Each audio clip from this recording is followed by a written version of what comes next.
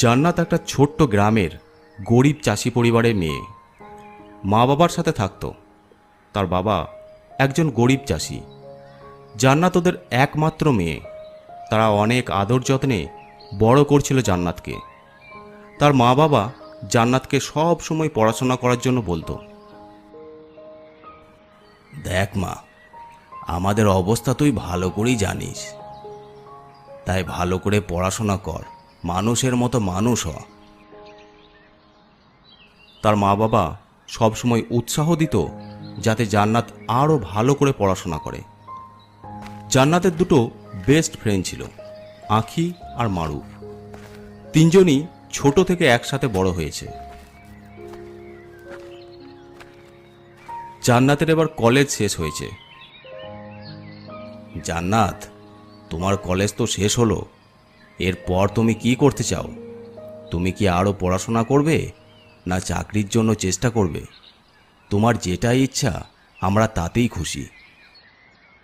আব্বু, আমি চাকরি করতে চাই না, আমি পড়াশোনা করতে চাই না। আসলে আমি আরে বল না, কি বলতে চাইছিস? আসলে আসলে আমি একজনকে ভালোবাসি আর তাকেই বিয়ে করতে চাই। এসব কি বলছিস? আমরা কি তোকে এই জন্য পড়াশোনা করিয়েছি? আমরা সবসময় চেয়েছি পড়াশোনা করে তুই নিজের পায়ে দাঁড়াবি, আমাদের মতো গরিব হয়ে যাতে তোকে বাঁচতে না হয়। আর তুই বিয়ে করতে চাইছিস?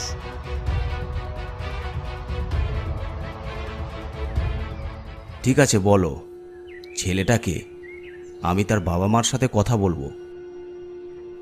সত্যি? কি? এ তুমি কি বলছো? আমি ঠিকই বলছি। জান্নাতের খুশিতেই আমাদের খুশি। বুঝতে হবে এটাই আমাদের মেয়ের ভাগ্যে ছিল। বল ছেলেটাকে। মারুফ। কি? মারুফ? তুই কি পাগল হয়ে গেছিস? ওর বাবা কত বড় লোক জানিস? ওরা আমাদের মতো গরিব ঘরের মেয়ের সাথে ছেলের বিয়ে দেবে ভেবেছিস? হ্যাঁ মা, আমরা দুজন দুজনকে খুব ভালোবাসি। আচ্ছা ঠিক আছে, আমি তার বাবার সাথে কথা বলবো। জান্নাত তার ছোটবেলার সাথী মারুফকে খুব পছন্দ করত। মারুফ ও জান্নাতকে খুব ভালোবাসত। কিন্তু মারুফ ছিল গ্রামের বড়লোক জমিদারের ছেলে। পরদিন জান্নাতের আব্বু মারুফের বাড়ি চলল বিয়ের কথাবার্তা বলার জন্য। কি ব্যাপার, এই সাত সকালে কি বলতে চাও? জান্নাতের আব্বু বিয়ের কথা বলতেই, হ্যাঁ, এসব কল্পনা করাও ভুল। তোমার মতো গরিব ঘরের মেয়ের সাথে আমার ছেলের বিয়ে দেবো ভাবলে কি করে? যা বলেছো বলেছো, এবার এখান থেকে কেটে পড়ো।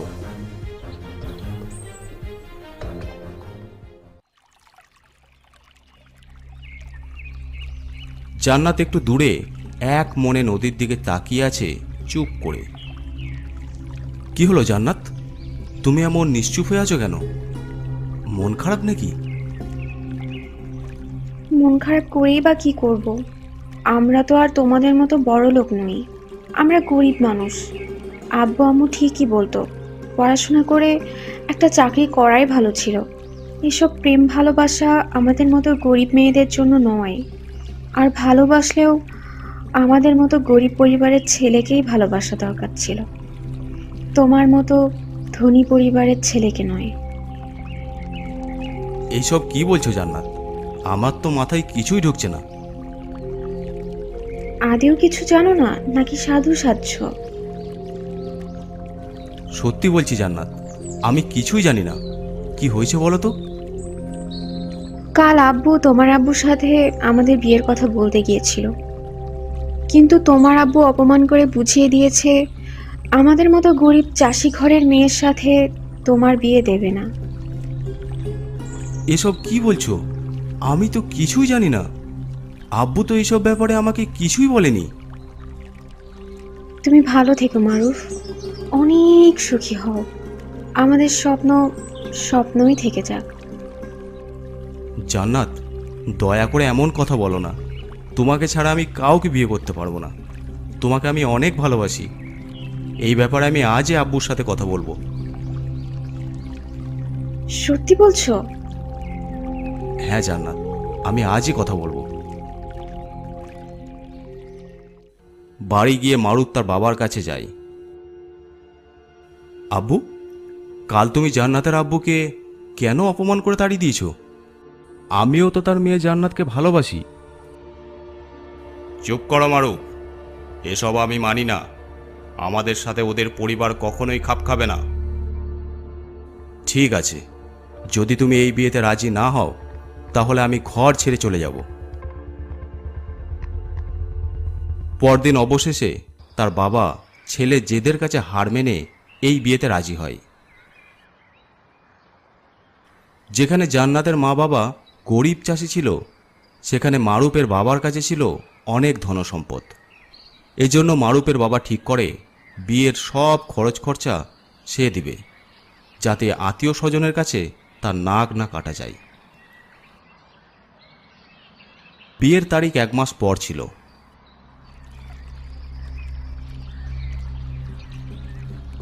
আজ আমি অনেক খুশি, অবশেষে আমাদের বিয়েটা হতে চলেছে। তুমি শুধু শুধু সেদিন আমাকে কথা শোনালে। সরি বাবু, ক্ষমা করে দাও প্লিজ। মারুফ আর জান্নাত অনেক খুশি ছিল। পরদিন দুপুরবেলা জান্নাত জামা কাপড় পরে একটু সাজুগুজু করে ঘর থেকে বেরোতে যাচ্ছে। আরে এই দুপুরবেলায় কোথায় চললি? কোথাও নয় মা, আমি আখির সাথে দেখা করতে চললাম। হ্যাঁ ঠিক আছে, কিন্তু সন্ধ্যার আগে চলে আসবি, বেশি দেরি করিস না। আচ্ছা মা, আমি ঠিক তার আগে চলে আসব। তারপর জান্নাত আখির সাথে দেখা করতে চলে যায়।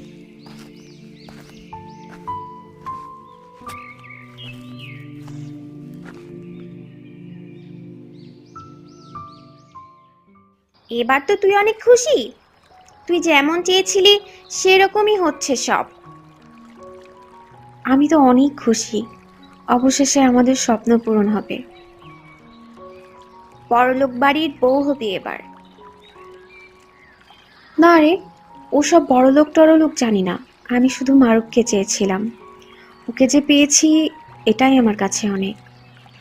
আচ্ছা আখি, তোর সেই জায়গাটা মনে আছে যেখানে আমি, তুই আর মারুফ ছোটবেলায় একসাথে খেলা করতাম? হ্যাঁ, সব মনে আছে। এইভাবে কথা বলতে বলতে সন্ধ্যা হয়ে যায়। আর দাঁড়ালে হবে না রে, মা আমাকে তাড়াতাড়ি বাড়ি যেতে বলেছে। আমি চললাম, তুই তাড়াতাড়ি বাড়ি চলে যা। হ্যাঁ, চললাম। তারপর জান্নাত তার বাড়ির উদ্দেশ্যে রওনা দেয়।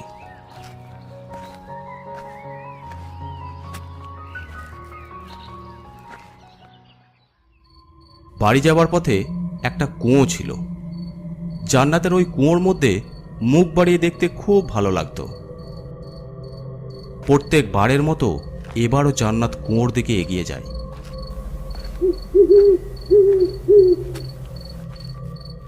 তারপর মুখ বাড়িয়ে কুয়োর ভেতরে তাকাতে লাগলো। সেই সময় হঠাৎ বৃষ্টি শুরু হয়ে যায়।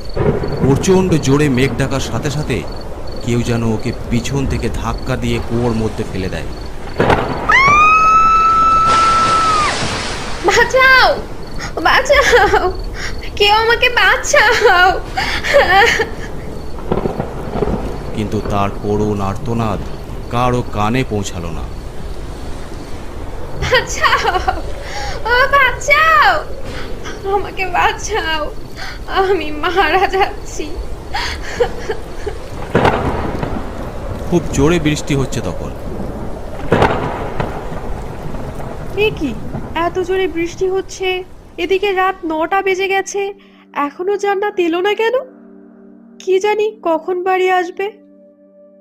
অনেকক্ষণ হয়ে যাওয়ার পরও যখন জান্নাত বাড়ি ফিরল না, তখন তার মা বাবা চিন্তায় পড়ে গেল।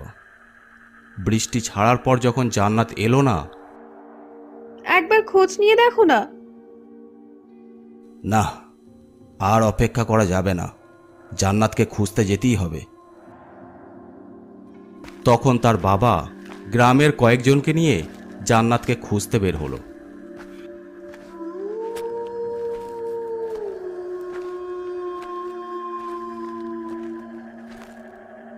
খুঁজতে খুঁজতে তারা যখন কুয়োর কাছে গেল, তখন দেখল তার ভিতরে জান্নাতের লাশ ভাসছে।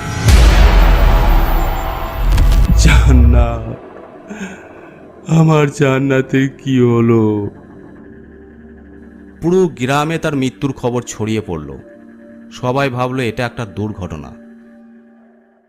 পরদিন জান্নাতকে দাফন করা হলো গ্রামের এক পাশের কবরস্থানে। মারুফ তার কবরের কাছে মাথা ঠুকে কাঁদছে। জান্নাত, এ কি হলো তোমার? কি করে হলো? আমি এবার কি নিয়ে বেঁচে থাকবো? কেন এমন হলো জান্নাত? জান্নাতের মা বাবা জান্নাতের মৃত্যুতে একদম ভেঙে পড়েছে।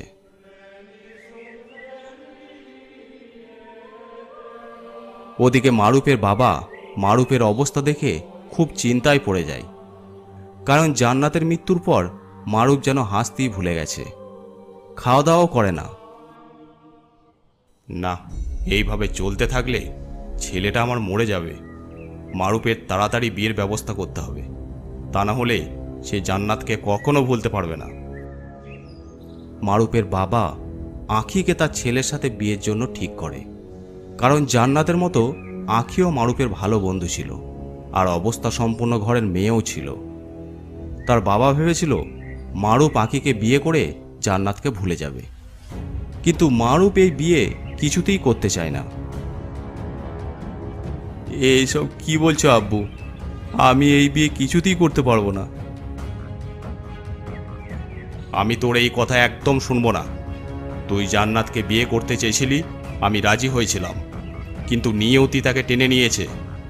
এখন আমার কথা শোন, আঁখিকে বিয়ে করে ওকে ভুলে যা।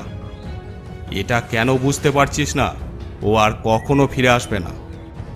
অনেক বুঝানোর পর অবশেষে মারুফ এই বিয়েতে রাজি হয়। তারপর মারুফের বাবা তাদের বিয়ে খুব ধুমধাম করে সম্পন্ন করে।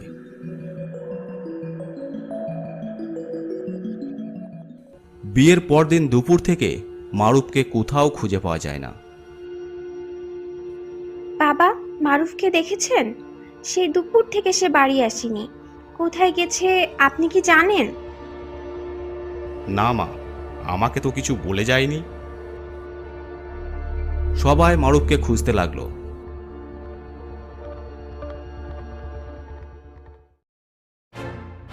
অবশেষে মারুফকে জান্নাতের কবরের কাছে পাওয়া গেল। কি ব্যাপার মারুফ, তুমি এই কবরস্থানে কি করছো?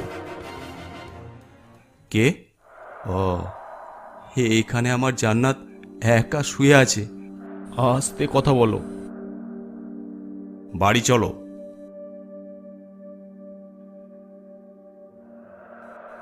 তারপর মারুফকে নিয়ে সবাই বাড়ি ফিরে আসে। মারুফের এই আচরণের ফলে আঁখি এটা বুঝে গিয়েছিল যে মারুফ সহজে জান্নাতকে ভুলতে পারবে না। রাতে মারুফ আর আঁখি শুয়ে আছে। দেখো মারুফ, জান্নাত এখন তোমার অতীত। তুমি চাইলেও সে আর ফিরে আসবে না, কিন্তু আমি তোমার বর্তমান। অথচ আমাকে তুমি তোমার বউয়ের মর্যাদা দিচ্ছ না কেন মারুফ, কেন? মারুফ কোনো কথা না বলে করট ফিরে শুয়ে পড়ল। একসময় দুজনে ঘুমিয়ে যায়। হঠাৎ আঁখির ঘুম ভেঙে যায়। মনে হলো আঁখি আর মারুফের মাঝে কেউ এসে যেন শুয়ে পড়ল। আঁখি পিছন ফিরতেই তার শরীর হিম হয়ে গেল। আঁখি দেখল ওখানে আর কেউ নয়, জান্নাতের আত্মা শুয়ে আছে। জান্নাত, তুমি তুমি এখানে? তাহলে তাহলে তুই আমার মারুফকে আমার কাছ থেকে ছিনিয়ে নিলি? না না জান্নাত, সেরকম কিছুই নয়। তুমি ভুল বুঝছো।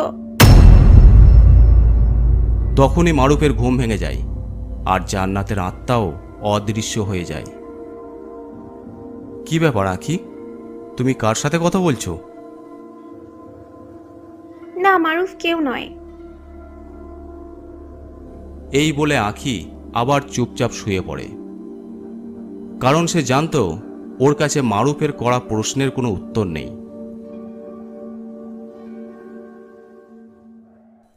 পরের দিন আবার মারুফ কোথাও চলে গেছে।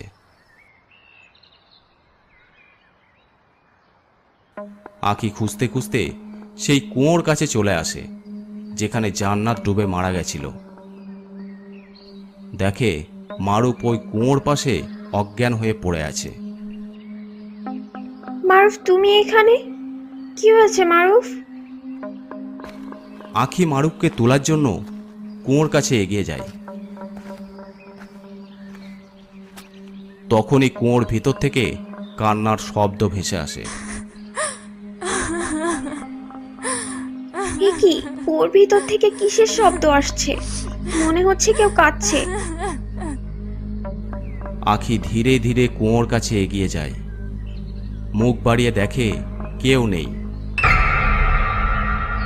কেউ তো নেই, তাহলে কান্নার শব্দ আসছিল কি করে? তখনই দেখে কুয়োর ভিতরে পানির মধ্যে কেমন উথাল পাতাল শুরু হয়। আখি আরো ভালো করে মুখ বাড়িয়ে তাকিয়ে থাকে। তখনই জান্নাতের আত্মা কুয়োর ভিতর থেকে হাত বাড়িয়ে ওকে ধরতে আসে।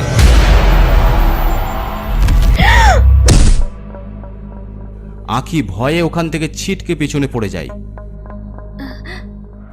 তখনই জান্নাতের আত্মা আখির সামনে এসে দাঁড়ায়। জান্নাত, তুমি? অবাক হয়ে গেছিস? কেন, তুই কি ভেবেছিলি সেদিনের পর তুই আর আমি কখনো সামনাসামনি হব না? তুই আমার প্রাণ নিয়েছিলি। হ্যাঁ হ্যাঁ, আমি মেরেছিলাম তোকে। কি করব, আমিও মারুফকে পছন্দ করতাম, কিন্তু তুই কোত্থেকে আমাদের মাঝখানে চলে এসেছিলি। এই জন্যে বাধ্য হয়ে আমি এইসব করেছি। আমি তোকে আমার সত্যিকারের বন্ধু ভেবেছিলাম, আর তুই আমার বিশ্বাসের এই উপহার দিলি। তোকে এর ফল পেতেই হবে। এই বলে জান্নাত আখিকে কুয়োর ভিতরে ছুঁড়ে ফেলে দেয়। কুয়োতে ডুবতে ডুবতে বলে, না জান্নাত, দাঁড়াও, আমাকে বাঁচাও, আমি তোমাকে কিছু বলতে চাই। তারপর আখি কুয়োর জলে ডুবে যায়। হায় আল্লাহ, মারুফ আর বৌমা এখনো বাড়ি কেন ফিরল না? তখনই দরজা দিয়ে মারুফ আর আঁখি ভিতরে আসে। মারুফের একটা হাত কাঁধে নিয়ে আঁখি ঘরে ঢুকে। মারুফ তখনও অজ্ঞান অবস্থায় ছিল। বৌমা, তোমরা এসে গেছো? তোমরা ঠিক আছো তো? হ্যাঁ, আমরা ঠিক আছি। মারুফ অজ্ঞান হয়ে আছে, সকালের মধ্যে ওর জ্ঞান ফিরে আসবে ঠিক। কিন্তু আমি তো কিছুতেই বুঝতে পারছি না, তুমি মারুফকে একা কিভাবে এতটা পথ নিয়ে এলে? রাত অনেক হয়ে গেছে, আপনি ঘুমিয়ে পড়ুন। তারপর আঁখি মারুফকে নিয়ে ওখান থেকে চলে যায়। কিন্তু মারুফের বাবা আঁখির এরকম ব্যবহার দেখে অবাক হয়ে যায়। সন্ধেবেলায় আঁখির বাবা ওদের বাড়ি আসে। আরে আসুন আসুন, বলো কি ব্যাপার? তুমি আমার সাথে মজা করছো? আমার মেয়ে আখির লাশ পাওয়া গেছে ওই কুয়োর মধ্যে, আর আর তুমি এমনভাবে কথা বলছো যেন কিছুই জানো না।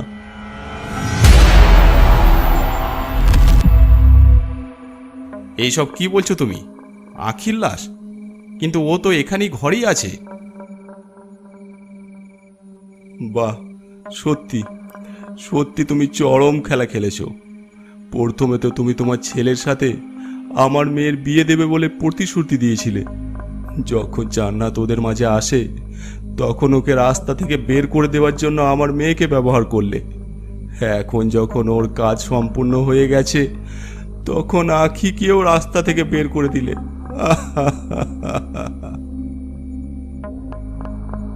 কি মানে আমার জান্নাতকে তুমি মেরেছো বাবা?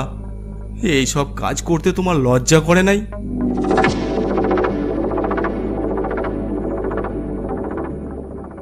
কি বলছো? ওর আবার লজ্জা? ও নির্লজ্জ।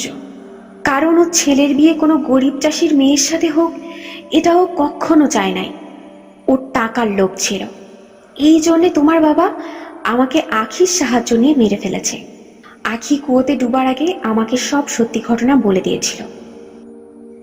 আমি আমি এইসব কিছু নিজে থেকে করি নাই জান্নাত। মারুফের বাবা আমাকে বলেছিল, কারণ তার বাবা জানতো মারুফ তার কথা কখনো শুনবে না, সে তোমাকে বিয়ে করবেই।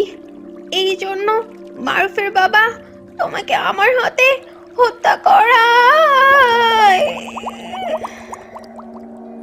না না, এসব এসব ভুল বলেছে। আমি এসব কিছুই করি নাই। আখির বাবাই আমার গলায় পড়েছিল তার মেয়ে দিবার জন্য, সত্যি বলছি। চুপ, একদম চুপ। অনেক মিথ্যা কথা বলেছ। তোমরা তোমাদের কর্মের ফল অবশ্যই পাবে, তৈরি হও তার জন্য। জান্নাত দু হাতে ওদের গলা টিপে ধরে। ছেড়ে দাও, ছেড়ে দাও আমাকে। ক্ষমা? এই বিয়েতে যদি তোমার এতটাই আপত্তি ছিল তাহলে আমাকে বলতে পারতে, আমি মারুফের জীবন থেকে চলে যেতাম। কিন্তু তুমি আমার বাবা মার একমাত্র মেয়েকে মেরে তাদের অসহায় করে দিয়েছ। আমি তোমাদের কখনো ছাড়ব না। মারুফ এই দৃশ্য দেখেও কিছু বলতে পারল না। ও একবার জান্নাতকে থামাতে চেয়েছিল, কিন্তু ওদের সত্যি ঘটনা জেনে তার করতে পারল না। ছেড়ে দাও আমাকে, আমাকে ক্ষমা করে দাও। ছেড়ে দাও, ছেড়ে দাও। শেষে মারুফের চোখের সামনে ওরা শেষ নিঃশ্বাস ত্যাগ করল। এরপর সব একদম শান্ত হয়ে গেল। মারুফ আর জান্নাত একে অপরকে দেখতে লাগলো। তারপর জান্নাতের আত্মা হাসতে হাসতে মারুফের চোখের সামনে হাওয়ায় মিলিয়ে যায়। জান্নাত, জান্নাত, জান্নাত। সেই দিনের ওই ঘটনার পর থেকে মারুফ আর বিয়ে করে নাই।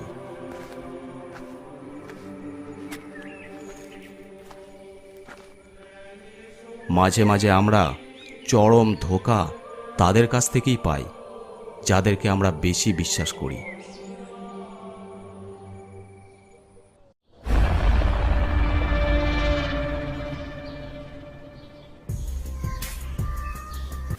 আজকের গল্পটি আপনাদের কেমন লাগলো অবশ্যই কমেন্ট করে জানাবেন। আর যদি ভালো লেগে থাকে অবশ্যই চ্যানেলটি সাবস্ক্রাইব করে দেবেন।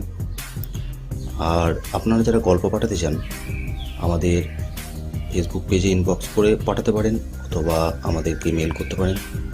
এছাড়াও আমাদের ইনস্টাগ্রাম আইডি আছে, আপনারা ফলো করে নিতে পারেন। সব কিছুর লিঙ্ক ডিসক্রিপশন বক্সে দেওয়া আছে।